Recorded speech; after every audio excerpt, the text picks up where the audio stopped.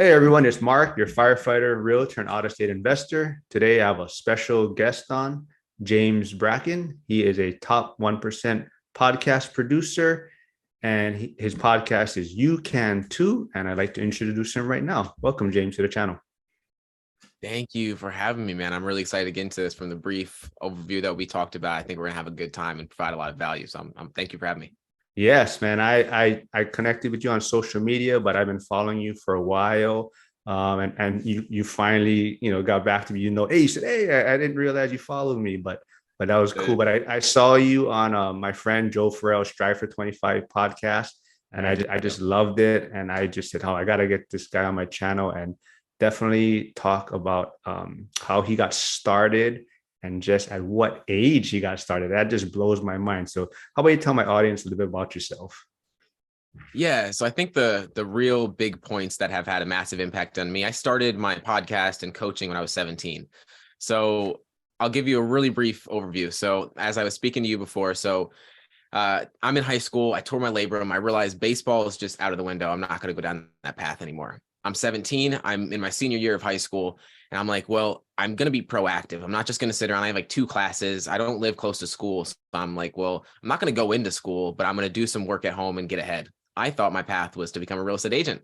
So I stepped into real estate. I took the entire course to become a real estate agent, but I wasn't 18, so I couldn't take the test yet. I was with the team in my state. I was literally doing everything. I was like, I had to be surrounded by people that were doing what I wanted to do, was always my perspective. Helped me get in the groove. So when I turned 18, I took the test and I was just all the way in. It happens that before I turned 18, a few weeks before, I had an opportunity to invest into a coaching program. Now, at the time, I had no idea what coaching really was, but I knew there was this internal pull throughout my entire life of obstacles and people passing that I wanted to help people in some way. I just didn't know what that looked like. And when this presented itself to me, I was like, well, this is calling me. Like, it feels like a pull almost, instead of like I was being pushed towards it. So I made about a $10,000 investment into myself when I was 17. And that was over. I worked at Dick's Sporting Goods at the time. I just saved everything I could, put it into a payment plan. And I was like, I'm going all in on this. And as you know as well, I started my podcast in the same time, and I started in my car because I couldn't have people on the show. I didn't have Ethernet. There was no way that I could host people. It just didn't work. But I thought, I'm not going to let that stop me from starting, because I need to start, or it's going to build in my mind and I'm going to procrastinate until I can't do it anymore. So I started in my car, and over 100 episodes in, we're literally solo until I could start getting people on the podcast. Now I'm at 140 and I'm getting people on every single week. And that's kind of where I'm at now. I love it, man. That like I said, that totally connects with me. Like I never in my wildest dreams thought I'd be trying to start this YouTube channel and be on social media. But I'm 46. I mean, the fact that you started when you were 17, and like we were talking about earlier, like I was just goofing around, just had no direction. I was going to just go college. And like you said, you took but even before you started your podcast, you kind of had this vision of sports, real estate, but you've always had this path in your place and this vision to look forward. So let's kind of touch on, because I just got my real estate license. I kind of want to touch a little bit on that, as far as, so are you considering maybe getting your license now, or is it just something completely off the table? Yeah, I don't say it's off the table, but it's not something that I'm interested in the moment. What I realized in the midst of like entertaining the idea of becoming an agent was that I wanted to be an investor, not an agent. So I'm literally, as I speak, I'm reading a book that you might know about, The House Hacking Strategy. Yeah. So I'm reading that right now, and I realized in the midst of it was I want to be an investor. I don't want to be an agent, because I look through this lens of when I realized an agent's more so, I may have time freedom, but I'm still working for the client in some capacity. I was like, no, well, I want to invest into real estate, build my wealth and get cash flow and build equity and stuff like that. Not really in the sense of, oh, I want to help people buy a home. I want to help people change their life. And that's what I do through coaching. So I think it's a different perspective, but always trying to help, really. Exactly. That's kind of where I'm having a little dilemma in getting my license. Like I'm an investor first, and I'm Yeah. having that trouble balancing, like not everyone that's looking for a home is thinking of it as an investment. They just want a home to live in. And that's where I'm having a little trouble finding the balance in that field. But yeah, let's kind of go back and kind of touch also on you starting your podcast, like you're saying, in your car, like that is Mhm. just unbelievable that you would even thought of just doing it. And for most people, I think they think about starting things like this or starting a business, but they never Mhm. actually follow through on it. So how did you just like hit that record or post or whatever? How did you get started? How did you do that? Yeah, so I started in December 2021, and granted, like I'm starting in my car because I didn't have a microphone at the time, but I was like, I need to start. And the way that you can think about it is it's quiet, it's sanctioned, and it's a little bit, it sounds like you have a microphone to some capacity. So I started in my car. I thought I'm going to go in here. It's going to be a lot better of audio. And I started in 30-degree weather. I couldn't have my car on because that the heat would have like made it loud. So I remember literally recording podcast episodes 20 degrees, 10 degrees out because I'm in upstate New York. And I would record an episode or two, and then I would go inside to warm back up because it'd be too cold to stay out there for too long. And then I'd go back outside and then I'd record again. And it was funny because the way that I thought about it was if I get to the end of my life and I didn't do this, I will regret it 100%. And I think there's two things you can get to the end of your life and think about is I can say I'm glad I did or I wish I had. And I never want to get to a point where I say I wish I had because I didn't try. And so it didn't matter what obstacles were in the way. I had so much social anxiety of what people would think about me. I mean, I just got out of high school. Like there was so much expectation. People could look at me like I'm crazy, but I was like, man, I feel this pull to help people. I know the number one thing that most people struggle with in life is self-doubt because they don't believe they can do something. If you don't believe you can do something, you're not going to behave in ways to make it happen. And I was like, I feel this pull, no matter what people think or whatever it may be. I know the intention that I'm coming from, that's going to shine through, and hopefully it resonates with some people. So in the big, was it more to just start a podcast or was the whole vision to like help people? So like, did you already have this plan? Your podcast was going to be formatted this way. Like your vision was to help people, or was it just, I want to start a podcast and I'll figure out kind of what the direction or topic's going to be later? Yeah. So throughout my life, there's this overachiever. Like if you think of it I played baseball, right? So in baseball, we didn't have workouts at the school I went to. Like we just didn't work out. So I would work out with the football team, and then I would go to baseball practice, and I'd be the first one to get there, and then I'd be the last one to leave. I was always this overachiever. Like I had to be working, progressing because I just felt like I needed to fill a void within myself. And so within that period of time, there was a lot of comparison and expectation and shame and guilt that I think a lot of overachievers deal with in life. And so I had this mindset of, well, if someone else can do it, I think of Roger Bannister, if you're aware of who that is. The 4 minute mile was broken down, and for so long, it just wasn't possible, or at least perceived not to be possible. Roger Bannister came along, and then multiple people after that did the exact same thing. And that's just a small example, but I just seen so many different people doing amazing things in the world that came from nothing. And I was like, well, if they can, like you can too, was the just reinforcing of that what I would tell myself. And we know how powerful our words over our mind. I mean, Think and Grow Rich, we were talking about, is a book that has been so impactful on me because words cast spells over your mind in the way that you think in the world and act in the world. And so I just always had that mindset of like, you can too, you can too, you can too. And I was like, other people need to hear this because truthfully, they're in their mind thinking, well, I can't do that. Like, there's no way I can do that. They don't have proof backed up to make it happen. I don't come from anything that can really prove that it's possible. But if someone else could, I mean, why can't I? And so that was just always the mindset that I took on, and it was just optimism instead of pessimism, and served me well so far.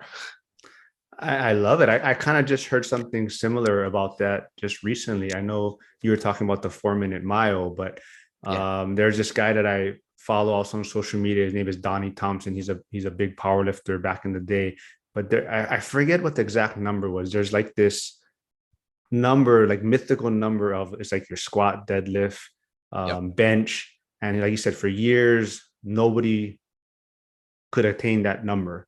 And then once somebody Mhm. broke it, then now there was other people after that. Like you're saying, at first, maybe you can't believe it, but then when somebody Yeah. does it, now it's attainable, and then other people have done it since then. So yeah, that's like I said, like you said, mindset is so powerful. And it's just amazing that, like I said, I still can't believe how young you were, just getting started and having this vision. Like, was there something in your upbringing also like that kind of put you down this path to just have like being an overachiever or having this vision? I don't know. I think the old story of single mother kind of growing up, just like wanting to create something for so my family never had to worry was always something in the back of my mind. But I think when you come from that place, you come from a state of lack. And it's something I've definitely been unlearning throughout my life of coming from a state of abundance instead of lack. Like I'm not doing this because I need to do this, but I'm doing this because I want to do this and it's going to serve a lot of people. And the favorite quote of mine, I'll bring up so many quotes throughout this podcast. I always do. It's like frameworks that I think of life is you will get what you want in life by helping enough other people get what they want in life. And when I started taking that perspective and I'm just starting to help people and help people and help people, I will get what I want. It's not that when it's going or not if it's going to happen, but more that when it's going to happen. And so releasing the expectation of it needing to happen to begin with was like, okay, I can just enjoy life by helping other people do what they want to do. And so I think that was a part of like the why I started. But I think the overachiever was always in me. I think that it was always this pull. No matter what I wanted to do, we could be playing checkers or we could be playing Monopoly, and I want to win. I just have that winner's mentality in me. And so regardless of what it was, I think I just gave it my all. And I think that's the way I run through life as well. So having this kind of winner's mentality, like, did you see the beginning of like the podcast and social media as challenging? Like for me, you post something or you put some content out there, and you don't get a lot of likes, you don't get a lot of views. Was Mhm. that frustrating for you in the beginning? Oh yeah. Oh yeah. To give you context, and it's funny to think about this too. If you look at my Instagram, I have about 750 posts or so. That's in less than 2 years. I started that when I was 17. I made the investment in myself to become a coach. I invested into a coaching program. And I thought, now I have to do it. Like I'm literally forced to do it. I can't not do it. I would be wasting my money and I would be disappointed in myself. So then that day, I remember posting my first post on Instagram because I was never someone to share myself in the world. Like I said, it was never something that I thought of. I was anxious, just growing up, not that confident. And I was like, well, I have to do this. Like it just has to happen or I'm going to completely regret it. And so day after day, man, like I think 750 posts over 2 years is like 2 posts a day is like averaging or so. That's every single day. Like I just committed full heartedly to something. And if I go into something, I'm going to give it my all or I'm not going to get the results that I want out of it. And so there's still days where I think, man, I haven't even hit 5,000 followers on Instagram and I've posted 700 posts. I see people with 100 posts that are 100,000. It's like, man, I can compare myself, but I can also think, well, where am I coming from? Is my intention to grow or is my intention to help people? If it helps one person, that's pretty cool. I mean, like if you think of it, 10,000 views, I'll get on a post and you look at that. That's a whole stadium in some places, right? Like looking at through that lens is so much different than, man, what if I could have did this more? Absolutely, it was a hurdle. Social media was never something that it wasn't a skill that I just had, but it was something that every single day I find that my idea of what success looks like, if this makes sense, is acting. If I say I'm going to do something and I do it, I won the day. It doesn't matter if the result happens or not. I know it's going to if I stay consistent long enough. I love it. Yeah, I mean, I find it challenging to consistently put something out there, but like you're saying, it's a small act of just doing it, being consistent, and just posting it or pressing play or whatever, but just putting it out there. It could be horrible, but it's Yeah. just being consistent with it, and that's amazing. Like you said, over 700 posts in 2 years, and that's not easy. People don't realize, like I said, like you said, you probably realize it too. Like I was never this social media person. It sounds like you weren't either, but now doing 700 posts, you really realize like how much work it actually takes to do that, do a podcast and produce all these things. And a lot of people out there don't realize how much work goes behind the scenes to produce all of that. So Yeah. I commend what you're doing. I love it. You have a great message. So I kind of also want to touch on this coaching program that you signed up for. Like, how Mhm. did you, I guess, connect with that? There's so many coaching programs out there. Like, was this Yeah. one somebody else presented it to you, or how did you connect with this one? Yeah. So the coaching program, it's funny because it was pretty new to my self-improvement journey. Like I went through life putting myself in the identity of a victim. Like I was like, man, life is happening to me. Life is happening to me. Life is happening to me. Like my father, uncle both passed away at 37. Grandfather passed at 66. I went through depression, anxiety. I remember times where in my bed, I couldn't leave my bed for days because I was just in such a trapped place in my mind. And this is why I feel so called to help people. Cause I mean, you see me now and that might not even see like that's possible. Like no way he was in that position, but I 100% was. And so it was early in my personal growth journey, reading books, and I came across a podcast. At the end of the podcast, they were talking about how they had a coaching program. And I was like, well, man, I don't know how I want to help people, but I know I do. And this feels like it's calling me. Hopped on a sales call, and I was just like, man, this feels so right. And I made the investment, and now we're here. And I've made so many since then too. So it's like, I find coaching is like almost a cheat code in life to some capacity. It's like you can expedite the process to getting to where you want to go by having someone help you find your blind spots, hold you accountable, and help you raise your standard for yourself so you can start, showing up at a higher level than you ever have before. And results just kind of come from that. So what this coaching program, was it focused on like building a podcast or on No, mindset? it was fully focused on just building a coaching business, really. Like started my LLC for a minute as well. Like, I mean, that was on my end. I kind of took that into my own hands, but it was just like, how can I provide value to people online? And how can I just become a coach and actually use what a coach would do instead of, because I think a lot of people find coaching as like, oh, I just give advice to people. And that's the furthest thing from the truth. I ask people the right questions that lead them to their own answer so that they can actually have a sustainable answer and actually act on it. Because if we give everyone the answers that they need, doesn't matter. They're not going to act on it unless they want to act on it or unless they feel like they got to their own answer. So it was a lot of like figuring out how to coach people and how to actually create results realistically. I think if we ever meet in person, I want to check like your ID. I want to make sure you're 19. Like I feel like you're like 40 something. There's just like so much wisdom there. And I can't, like I said, I can't get over the fact that you're 19. You started this at 17. Like I said, it's just unbelievable. But yeah, I'm gonna check your ID if you ever come to Hawaii, like you're Oh, talking I about. will be there. Yeah. So I'm gonna check I want to see if you can drink or if you have a fake ID somewhere. But Nope. but Never that's drank in my amazing. life. Yeah. Yeah. All right. So yeah. So you also have your own coaching program, correct?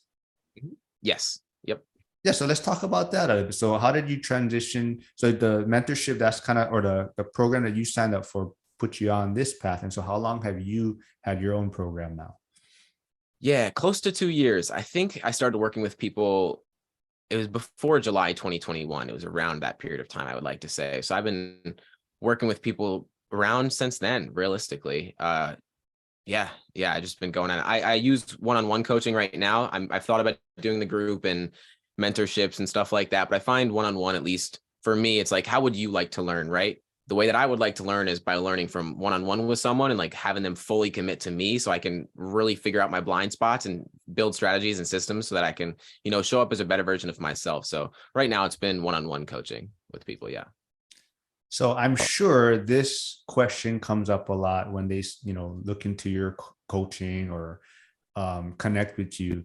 Like, do they bring up your age? Like, as far as like, Yeah. how can this young individual, help me when, they're so young and maybe they haven't experienced a lot through life, but I'm sure that comes up a lot. For sure. For sure. And I think one thing that now that I'm in a position where the oldest client I've ever worked with was 43. I think she's 43, 44 by now, but it was like getting a testimonial from her and like literally having that in my page on Instagram. If you click on to book a call with me, I have 3 testimonials there. She's one of them. And she's blown away by us working together, what we've been able to accomplish. She went from not having, she went from wanting to write a book for years on years on years to releasing it, getting multiple different awards for it. And just, I think she got an Amazon bestseller, I believe. I'm almost positive on that, but she's done some amazing things in that regard. So it's like, I think, of course, wisdom and maturity isn't age, but it's more so when you decide to make this decision to consciously decide to actually show up and take responsibility. And I made that decision. And so whether people have like labels on, oh, you're too young or whatever that may be, those likely aren't the people I want to work with regardless. So that's okay. And I found my ages, it could be a crutch or it can be a catalyst. And I have the ability to work with people younger than me and then people that are much older than me. But I like you said, I have an old soul. I resonate a lot more with people that are older than me than I do my age. I don't really have many friends my age, to be completely honest. So I'm perfectly okay with it. I think you're like Yoda. You're like a young Yoda. You just have all this wisdom, and but yeah, Yeah. but yeah, it's awesome that you're helping so much people. I'm glad that that individual, even though she was older, she Yeah, connected yeah, with you, and you seems absolutely. like you helped her out a lot. I mean, that's amazing. I kind of also want to, you kind of touched on it a little bit earlier, was you kind of had some people pass away in your life at younger ages, and some Yeah, yeah, casualties in life, and I kind of want to touch on that and how it affected you and put you down this path. absolutely. I think that's where I could say a lot of my maturity may come from. I mean, of course, we don't know the exact position in life where that happened, but my father and mother got divorced when I was 2. So they got divorced. I was born in Virginia. I live in upstate New York now. My father ended up passing away at 37 years old when I was 6. So I don't really remember him, to be completely honest. I hear he was a great person, but I don't know. I was 6. I mean, I wasn't even conscious at that point, right? My uncle ended up passing away at 37 as well. Weird how they passed at the same age, but they did. And then my grandfather, as I was speaking to you, he passed at 66, but he passed the year he was going to retire. And I think that's when it really internalized in me that something needed to change. Like the way that I was maneuvering through life, what I wanted to do, something needed to change. And I really wanted to take, the best word I like to use is I started to be intentional about the life that I wanted to live. I think a lot of people say they want to do something, but they're not intentional about actually making it happen, right? We know so many people that are in that position. And that happened for me where it was like, I'm going to get to my end of my life and I can say that I did this, or I can say that I didn't do it because of this. And I can use that because of as an excuse, or I can use it as a catalyst to go forward. I had a guy on my podcast, I think it was last week, Anthony Trucks, and he talked about how he came from torture, starvation, multiple different foster homes. And he used his experience as, you could use it as a catalyst or you can use it as a crutch. And I thought, I will never use this as a crutch. I'm going to use this as a catalyst to be the reason why I moved forward in my life. And so those are some things that really helped me realize, like, I really don't know how much time I have on this earth, truthfully. And none of us do. None of us know the amount of days until our time is done. But we can either go through our life and just go through the motions and kind of get to the end of our life and be okay with the kind of life that we want to live or we created, or we could be intentional about creating the life that we want to live and actually show up because we have the urgency to do it because we know that our time is limited. And so that was a really big impact on the way that I showed up. And the same reason I started at 17 years old. I mean, I thought, I don't know how much time I have left on here. I mean, I lost so many people very, very young.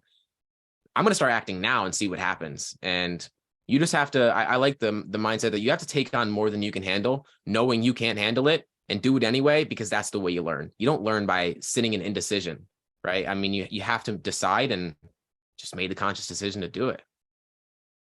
Yeah, I mean that totally resonates with me because I'm in the fire service, and we have this pension and great Mm-hmm. benefits, and I was just headed down this path of working 25, 30 years, and Yeah. just I was just coasting along, and like we were talking about earlier, my dad had a stroke, pretty much a month after he retired, and now he's Yeah. pretty much paralyzed on one side, and that actually kind of in a sense trapped me a little bit, where I thought the pension and the benefits were something very secure, and it is, but you have to work so many years to get these Yeah. benefits. And then COVID did happen, and I saw people losing their jobs and getting laid off, and I was just thinking like how risky I was being by having pretty much one stream of income, and that Mm-hmm. pushed me down this real estate path and social media and YouTube channel.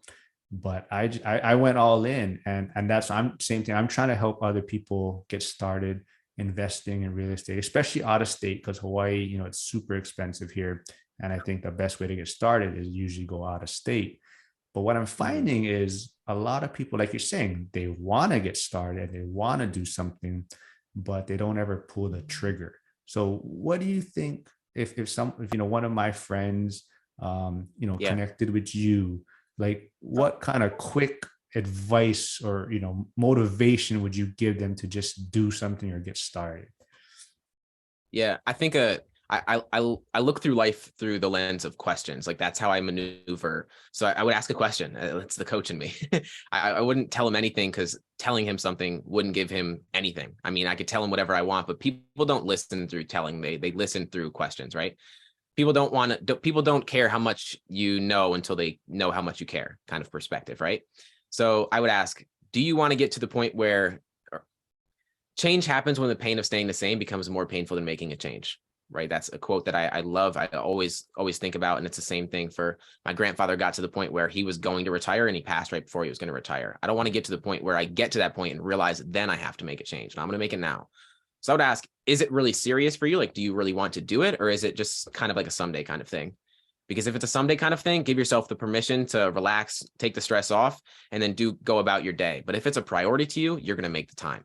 It comes down to making the conscious decision to do it or not to do it. Because when you make the conscious decision, waking up at 5 a.m. doesn't seem so hard. Going to the gym doesn't seem so hard. Meditating in the morning doesn't seem so difficult. But when you're negotiating with yourself and you don't have that standard set with yourself, like this is what I'm going to do and I'm going to 100% show up for it, it becomes hard. But you just have to make that conscious decision. I think we always want to overcomplicate it because we feel it needs to be overcomplicated. But life is simple. It isn't easy. What if it's fear though? What if like fear is kind of what's holding them back? Like, Absolutely. what kind of question would you ask them then? Yeah. So I find there's really 3 fears that most people struggle with in life. It's a fear of success, fear of failure, and fear of rejection or judgment kind of thing. I would ask, what fear do you think is popping up most for you? And where do you think that fear stems from? I think most people try to go throughout life addressing the surface level symptom. So we can say procrastination, for example, right? If he's procrastinating, showing up for the thing he wants to do, he's going to try to address the procrastination. That's the symptom, not the actual problem. The actual problem is the fear, right? So if we don't understand where that fear comes from to begin with, we're going to continue living out our life addressing the same exact problem over and over and over again until we realize that we didn't address the underlying reason for why it's there to begin with. So I would figure out where it came from to begin with. And then we can actually make sustainable change. And that's why, like, working with clients, something I say so much is I want to make sure this change is sustainable for you. Not something that, yeah, we get a quick fix and you feel really good and you feel really motivated when we talk. And then the next time we meet, you're falling apart. That's not what I want. We have to address why it happened to begin with. It may take longer, but usually the things that we give the most attention to is what actually changes long term. So that's what I would kind of run through. You are not 19. I'm gonna put that out there now. I mean, like I I know I keep going back to it, but you are not 19. I mean, I think people are gonna watch this video and they're gonna be commenting that no ways you're 19. They're just not gonna believe it. But I mean, September 8th. I mean, you are, well beyond your years. I mean, you are a very great mindset. You're probably an amazing coach, I'm sure. And I'm glad you're helping a lot of people out there. But let's also, kind of touch on, I guess, your podcast, coach. Like, what is the goal, I guess, of it? What is the end result for you, or what are you looking at?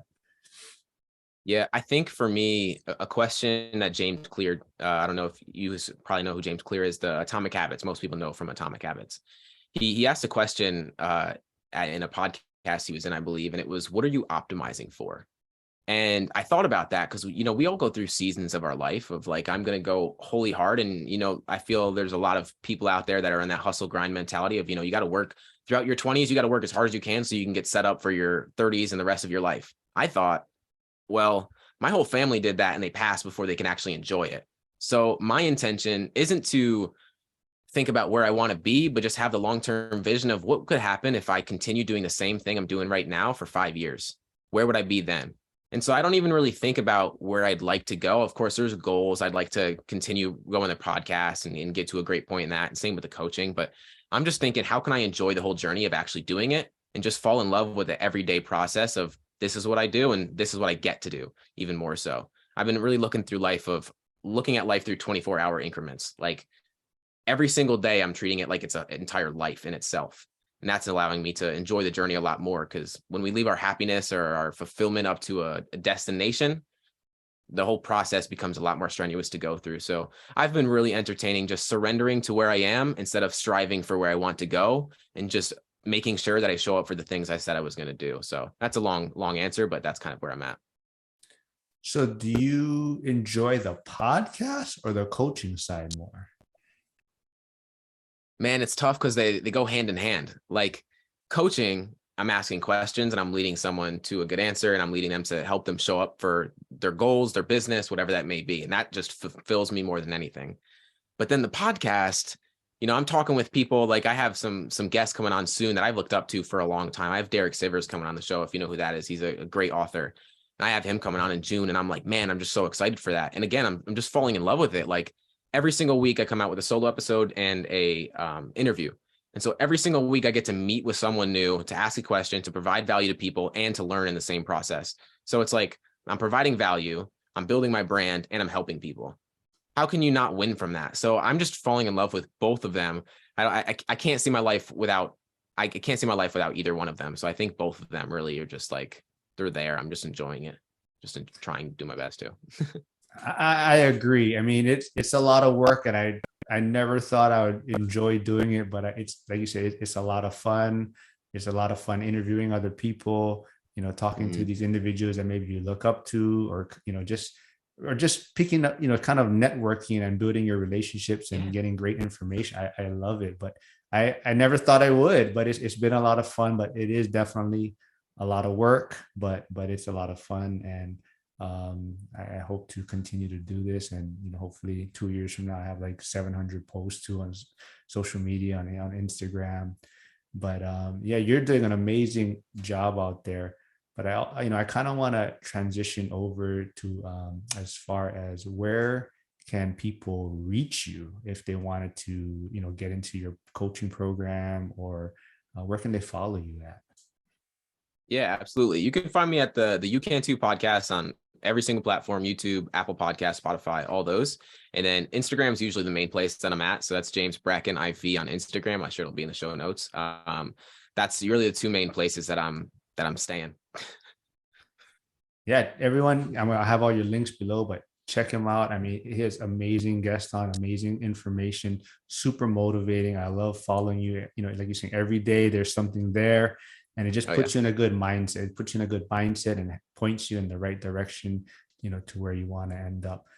So, but since you do have a top 1% podcast, do you have any other podcast channels that you like to follow, or you kind of pick information from them, or is there any podcast out there that you enjoy? Yeah, I love Modern Wisdom by Chris Williamson. I don't know if you've heard about that one. He is like he's great. I would definitely listen to his stuff. Do you know who Lewis Howes is? Yeah. So he's like a Lewis Howes to some capacity. He has really, really smart, intelligent people come on the show, and then just the way he articulates his questions, it's profound. Like I absolutely love listening to his podcast. You can't miss with Tim Ferriss. Tim Ferriss will always provide value. That man has so much knowledge in so many different areas. Diary of the CEO, I've been listening to a lot more recently. If his name's Stephen Bartlett, I'm not sure if you know who that is. Do you know what Shark Tank is in the United States? Of course, he's on the Dragon's Den. That's in the United Kingdom. So he's done some profound things in the world, and he really dives deep into some great questions with people on the show. Like he does a lot of what I'm trying to emulate with my podcast: ask questions that really makes it hard for them to answer, so that we can actually extract all the information we can. And so he does a really good job at that. I take a lot from him for sure. Well, I'm gonna have to check some of these out. I haven't heard of all of them, but some of them Oh, those are definitely. top three for sure right now for me. So let's also transition now to like books. Has there been any books that have helped you along, or that you really can recommend to other individuals out there? Yeah, I'll name the book that I recommend to everyone. I think every podcast I've been on, I've recommended it, funny enough. And every single person that works with me as a one-on-one coaching client, it's the first action step they have to do, and they have to read this book, and it's called Psycho-Cybernetics.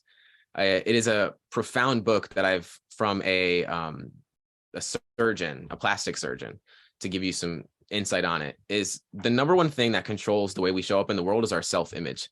If we have a defeating self-image of I suck at this is the kind of person that I am, we're going to live our life acting in accordance to that. And that's, as I said earlier, was something I struggled with growing up. Was I just had a low self-image of myself. I didn't see myself in a positive light. But as soon as we change our perception of self and we build our relationship with ourselves and we change the way that we view ourselves, we change the way we show up in the world. And so when we change our beliefs about ourselves, the actions we take change, the results we take change, and then it goes right back into our identity of the way we view ourselves. And so I think that's the most powerful thing that we can do in our life is build our relationship with ourselves. And that book's a profound book to change the way that you view yourself, because I don't think nearly anyone is really talking about that kind of perspective in the world. So it's definitely the number one book I recommend for sure. Awesome. I mean, this has been a super eye-opening conversation. There's so much things I gotta listen to and read now to catch up to things. But like most of my focus has been on like real estate, real estate podcasts, real estate books. Yep. But a lot of what you're talking about is just a different aspect, like mindset and focusing on some other things. And definitely I want to check out these things. But that's another thing I want to talk about is, I've primarily been like real estate and passive income, but I also I want to bring you on and talk to you because a lot of it is mindset. And to me, that's what I'm finding challenging is a lot of people that I'm coming into connection with that they just, there's something holding them back. It's either like you're saying fear or they're going to procrastinate. And I wanted to get you on so that people can see that a lot of it is just mindset and you just got to get started and get into a consistency and take that first step. Yeah, it often is the biggest hurdle is just starting. I mean, it's the foundation of the house, right? It's our mindset. I mean, if the foundation isn't there, everything falls apart. I mean, you could purchase a house, but if your mindset isn't there and the first thing starts leaking in the house and you let it go and everything falls into pieces, I mean, you're not going to be able to build anything from that. So it's definitely the foundation for sure. Most people won't start if they don't have a good mindset that supports them. I like your mindset can either support you or suppress you. And most people, it's suppressing them into their identity if they envision themselves as. That's why I bring up that book as well. It's huge. So, this is kind of off topic but I know you were talking about, baseball in the beginning and you had this vision. So what happens if you didn't get hurt? Do you think you would have continued down this path of trying to get to play professional baseball or something down the road? I don't think so. So to give you a little context, I when I was born, I actually almost died as well. So I had 5 blood transfusions and they weren't sure it was the right blood type, but they made it happen because I would have died if I didn't. And so that had a pretty big impact on me as well. I've had a lot of medical issues throughout my entire life. And my shoulder literally happened because I was working out too much. Like it got to the point where I was working 6-7 days a week and it was like my shoulder just couldn't take it anymore, plus throwing. So I don't think so. I think that life presents you with an opportunity. And if you're not able to have the mindset to support that opportunity, you're not going to be able to step into it. So I think when I was 2 weeks straight in a recliner, sleeping, taking oxys every few hours, and I'm like, what am I going to do? And I think real estate's the thing. And then I actually pursue that. And I find that that's not really the interest that I wanted to go down. It's like, you have to try to figure out that what you don't want to figure out what you do want. And so I think there would have been something that led me down the path because I feel truly fulfilled and so in the right place right now where I'm at that I feel whatever would have happened, regardless if I didn't get hurt or if I did, something would have happened that would have led me down this path because I truly feel like this is where I'm supposed to be. So, well, I totally believe that you have found your calling and you are definitely helping a lot of people out there. And, people got to check out your podcast and your social media accounts and, follow you and, subscribe to your podcast. But you're doing great work out there. But before we go, as you can see, I have a lot of superhero posters in the back. Me and my son are really into superheroes right now. And we kind of talked about this earlier, but is there a superhero that kind of relates to you believe? So when you asked it earlier, so I don't think there's a superhero that like relates with me the most, but I think if I could pick a superpower, it would be to learn something as fast as possible. And that sounds like and I told you it's going to be different than what you've heard. It might sound silly, but I mean, in my podcast, I speak about, I think most of life is unlearning more than it is learning. It's unlearning the beliefs we can't do something, or unlearning all of the paradigms and concepts that we live through life that stop us from achieving like a fulfilling and happy and enjoyable life. And so I think I would, if anything, it would be to learn things faster so I don't have to go through the pain of trying to learn the same problem or trying to learn the same lesson over and over again, because life presents you with the same lesson until it's learned. And so if I didn't have to go through the trial and error and I just could learn as fast as I could, man, life would be great. That's the best kind of superhero power I could think of. Yeah, you would have started your podcast at like 12 then maybe. You would have started, right? Right. Right. Yeah. But this has been amazing. I know you're super busy. Thank you for taking time out No of your worries. busy schedule to come on my channel. But yeah, I'll have all your Absolutely. links below. Everyone, go check them out. And please like, subscribe, and just keep looking for all those great deals out there. Okay, James. Absolutely. Peace.